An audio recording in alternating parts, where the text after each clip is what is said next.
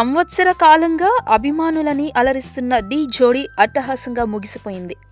Rajamouli grand ఎంట్రీతో అతిథిగా విచ్చేసిన ఈ షో ఆద్యాంతం ఉత్కంఠభరితంగా సాగింది.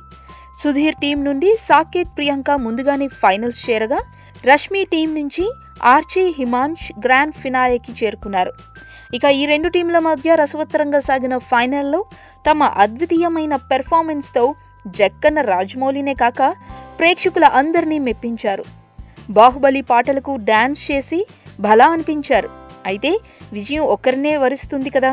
మొదటి నుంచి అభిమానుల్ని అమితంగా ఆకట్టుకున్న సాకేత్, ప్రియాంక జోడీ ఒక్క పాయింట్ల తేడాతో ఆర్చీ, హిమాన్ష్ జోడీని రన్నరప్కే పరిమితం చేసి ఢీ జోడీ విజేతగా నిలిచింది.